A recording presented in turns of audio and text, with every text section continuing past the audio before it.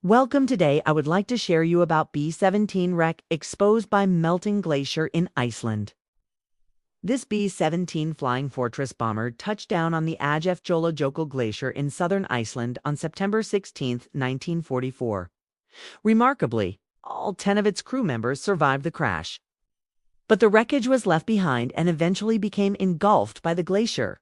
On September 16th, the B-17G embarked on an early departure from Meeks Field en route to England on a ferry flight with a crew of 10 aboard.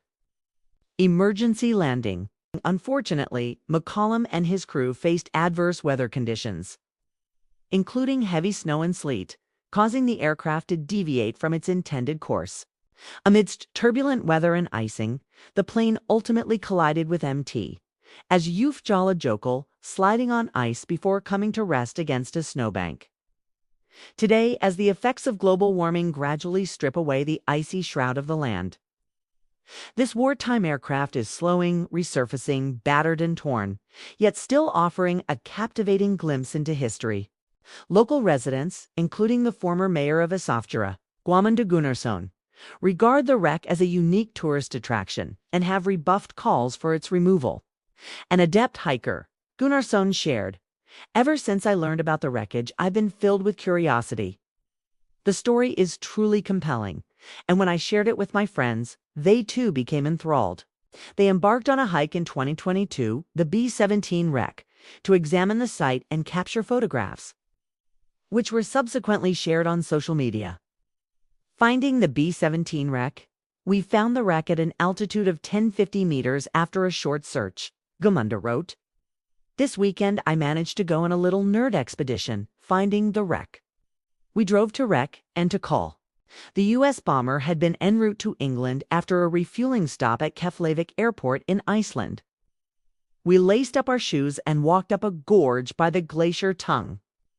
The Glacier Kull returned the wreck after 76 years of hiding.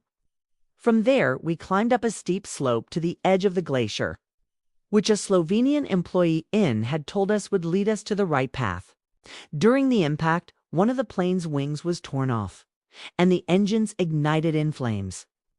They quickly vacated the plane and sought refuge behind a nearby rock, swathed in their parachutes to stave off the cold, awaiting the cessation of the fire." Aviation enthusiasts may recall the name Eyjafjallajokull, as this glacier is situated at the same location as the volcano that erupted in 2010, unleashing a massive ash cloud that disrupted European air travel in 1996. The U.S. Air Force finally disclosed the details of the 1944 crash. Unfortunately, adverse weather conditions in Iceland led to the bomber encountering a sudden downdraft, resulting in its crash onto the ice cap.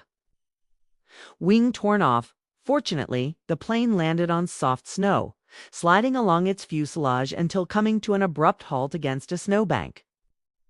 The complete crew emerged from the aircraft unharmed, driven by the fear of a potential explosion. Once the flames subsided, they re-entered the fuselage of the aircraft and attempted to signal their presence using emergency flares. The first successfully reached the plane wreck, salvaging some items from it.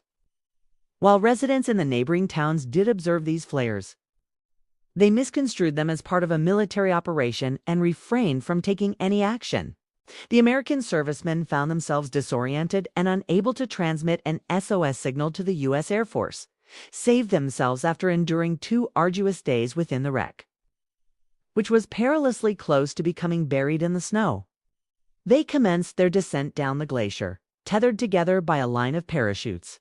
The aircraft's navigator, Stephen A. Memovich, skillfully led their journey down the crevassed glacier and the steep cliffs of Semjergiljan. Upon reaching lower ground, they embarked on crossing of the river, which eventually brought them to the town of Nestled, deep within Eyjafjallajokull. 6 of the crew members successfully arrived in after a strenuous 13-hour trek, while the remaining 4 spent the night outdoors and were subsequently rescued by local residents the following day. By the end of that month, U.S. authorities organized 2 expeditions to the glacier. However, the second group had to abort their mission before reaching the crash site. Over time, the glacier enveloped the aircraft, but now, as a result of melting induced by global warming, It is slowly re-emerging from obscurity.